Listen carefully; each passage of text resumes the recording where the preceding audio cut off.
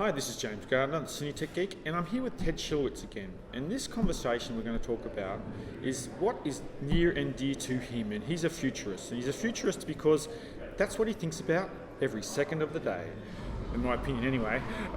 And so we're going to talk about some of the new and interesting, futurist type topics this year. What's the topic of NABs? And we've already sort of realised that, which is high dynamic range and VR. And the first thing we want to start off with is VR. And in this aspect, I'm going to be the doubtful guy, and he's going to be the positive guy. Because we'll put it forward first. I'm not, as a technology person, I think VR is interesting, but the amount of traction that it's getting, I think, is a little bit overblown.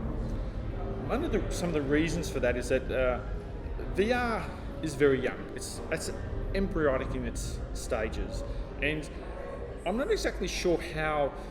Like every new medium takes a while to learn how to tell a story in that medium. I haven't really seen anything in the VR medium which is something that I can see the mass market adopting, like a cinema type thing, or even when we talked about escape. Escape is something people can gravitate to and have some sort of affinity with. Yeah. Right. How is VR going to achieve that at the level that we're seeing the traction of it at NAB? Can you take us down that path? How do you see that happening? I can do my best to take you down that path. So You're right. So I'm the futurist at 20th Century Fox. That's right. As well as what they call me, the chief creative officer at Barco, which is this highfalutin title for working on all the creative aspects of immersive cinema, of all-around-you cinema. So we sort of the two dovetail together. That's right. And a big part of my daily life is looking at next-generation entertainment experiences and what are the technologies and the craftsman-like tools that are going to bring us to the brink of understanding that there's something new and important and valuable out there, and a new way to look at all this stuff. The first thing to note, before we even dive in, is that none of this is actually all that new. So there's an initial sort of impression because there's this huge press bubble and this huge investment bubble and there's this huge excitement. Yes. Because technology has the power to bring this to a mass scale. Yes. So that in and of itself is a huge force change of agent, right? Like it can drive this thing forward in a way that's never been driven before. Yeah. But if you look at what theme park entertainment has been doing for a generation, multiple generations, if you look at the genius of a Walt Disney, he was already thinking about what we would now just term in the mainstream virtual reality. Before there was even a term called virtual reality. He built a park that was completely artificial, right? It's a virtual place. It doesn't really exist in the real world, even though now, because it's part of our culture for almost a century, it does exist in the real world. But it was never intended for that. It was a complete fantasy place. And he built lands that you would go to and be immersed in Tomorrowland or Fantasyland or Adventureland and all these things. And I have to agree with that in terms of my experience over. I'm 47 years old now, and my experience of going to these adventure parks, etc., in the past, and seeing the first attempts at virtual type environments. And that's where they were first done. But they were all done with bricks and mortar tools. They were all done with physicality. That's right. But then he was also a very early adopter of whatever technology he could get his hands on. So he was using multiple projection, dome-based projection, lighting, characters, animatronic characters, all things to bring the fantasy world to life. That's right. And to a degree, you're right. That was where VR type experiences were born. And we mustn't negate the fact that there is some knowledge and some experience in creating content for those environments. Correct. And that's probably something that we're overlooking and something that we don't realise, that there are people who have delved into this already in the world. So you've heard me say this phrase before. I often say we stand on the shoulders of giants. That's exactly right. We are not doing this kind of entertainment for the first time. It has been done all over the world very successfully and economically into the many billions of dollars of success. Major entities, and then they delve into that world, and then they can bring more traditional worlds, which is where the Pixars and the Disney studios all come from. They come from that legacy of entertainment doesn't just have to mean a little box. It actually, in Disney's world, it started out way beyond the little box. And as he started, initially in cinema, and then when he started to get into understanding that he could take that vision and bring people to that world, right? Now we can start use technology to bring people to a world wherever you want. I often refer to the fact that we now have the technological ability to strap a theme park onto our face and take it anywhere we want to take it.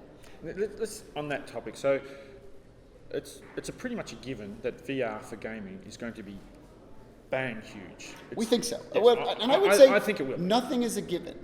There's a lot of things that still have to line up exactly right in this chemistry that we're constantly mixing to see if it really does take. And there are so many elements. Will the hardware deliver on the right time, in the right place, in the right way, in the right human nature environments, at the right price point, at the right deliverables? Will there be enough content at the right time to stimulate an audience and continue to stimulate an audience to keep using the tool? These are not things that are just assumed are going to happen. Yeah, but my experience in game, because I might be 47 years old, but I've got a very young technology, like a millennial sort of approach to technology. Mm-hmm. That's why I'm here, right? And knowing a lot about how games are made, because it's my experience has always been about making media all my life. So I have an understanding of games, and my brother used to work in a gaming company, so he brings that information to me. Right. Yeah, and the way that kids play with their items now, it's a very personalised sort of thing. I can easily see with the advancements in mobile phones and other aspects that bringing the VR sort of capabilities, and it will be, an adjunct to what we're doing with our mobile phones today, but I think it'll be get quite a lot of traction, especially in the young audiences. And I think that's, to me, is pretty much it's going to happen. There's no question about it happening in a big way. Mm-hmm. The thing that I find with VR, and there's a lot of talk, a lot of the editing systems are coming out, like this year, all the announcements, I'm going to name them because they're all pretty much all doing it. They've got VR editing and all that sort of stuff, right? So because VR for gaming and that experience where it's a sort of real-time experience, and VR for storytelling they're a completely different book. To a degree, to me, because we could talk about that a little bit. Yeah. Because what VR allows, and this is part of what we're working on, is actually the blending of interesting narrative and interactivity. That's actually where I see one of its main strengths is if you understand the platform PC gaming world and you understand its strengths and weaknesses, they're constantly trying to find ways to tell better stories within the gaming mechanics of a flat screen and a game controller. And the best they can sort of come up with is these things called cutscenes or cinematics, where you're playing the interactive stuff, and then you get the achievement, and then you get to sit back and watch something. The graphics get a little better for a while. That's right. And there are games that have been experimenting and actually really finding new ways to blend those two worlds together. But the mechanics are still incorrect because you're not really using your human body and the things you would do, like I'm now talking to you, so I'm referring to things. What happens in what I believe are the best VR experiences is when you get the visual experience plus the ability to use your hands and your body to actually interact and make it believable. Like you start to believe that this stuff is actually happening to you, which is why we actually refer to it as virtual reality. We should actually be referring to it as virtual fantasy or virtual entertainment, because that's really what it is. That's good. So very often not reality is what we're going for. What we're going for is complete fantasy. We're going for, like when we did the Martian VR, we can literally take you to Mars, and you will believe that you played the part of Mark Watney, who is the protagonist in the story, and you will believe that you are doing these things. And that's what is so remarkable about it. And the best gaming experiences are now able to blend their story in a way that it never feels like you're moving in and out of the story to interact. It's just part of it. So this is what I actually think will be the main success driver, is that the sphere of passive entertainment is huge. The sphere of gaming interactive entertainment is actually much bigger now from an economic standpoint, but it actually targets a smaller amount of people. Yeah.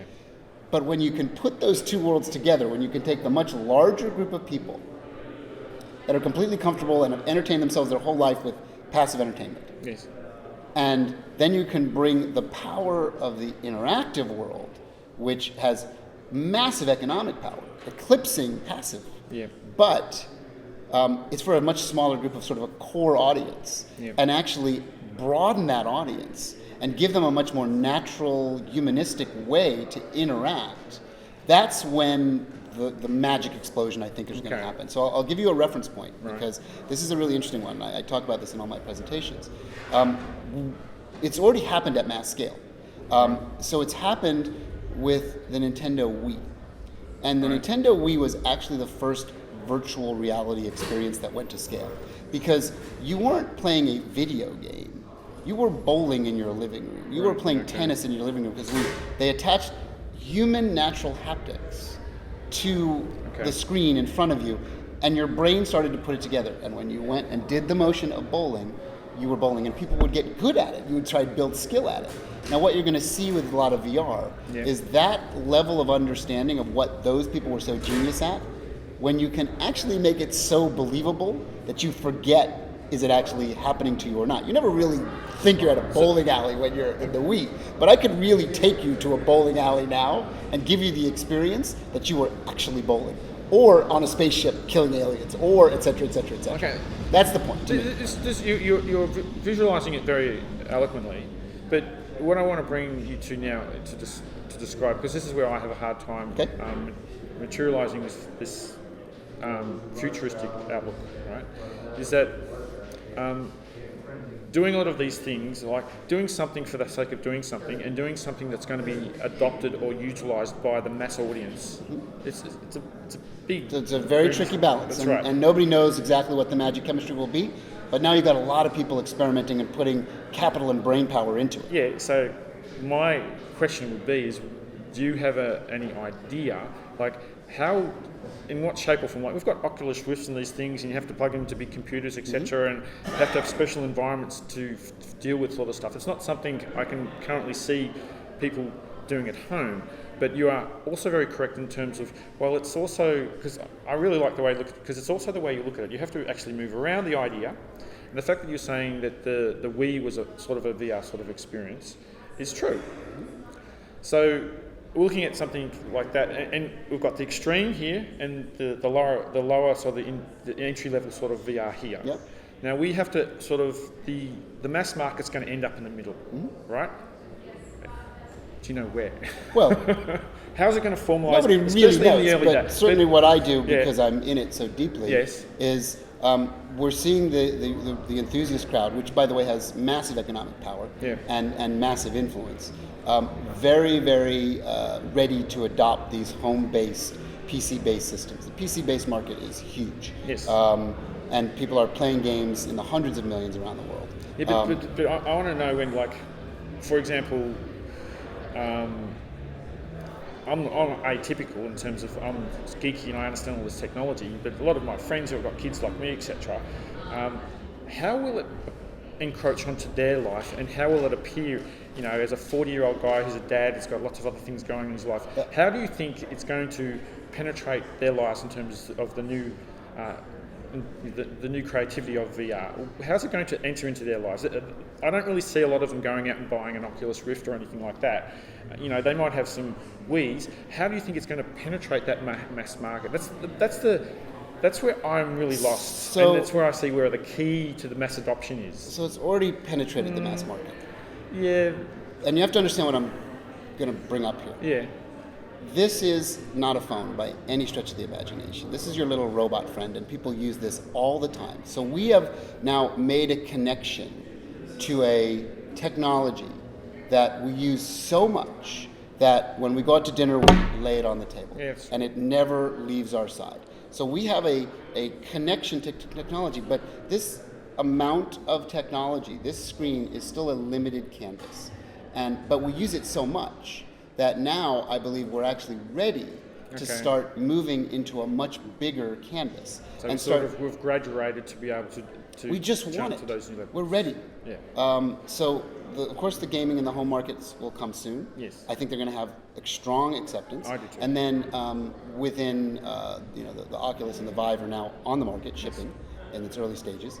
And then the Sony PlayStation, the PSVR, is likely going to be the first really mass market tool because it already ties to an existing home system. That's the and most it's very interesting low part, cost. because these 40-year-olds I'm talking about, like me, those devices already sit in their living rooms. So it's an evolution of that device. So they're probably very there's going to be less friction. It's a peripheral to what something we already have. And what we're looking at today is the first real mass adoption rollout, and then you're going to see iterations of this technology continue to get much better than it is now.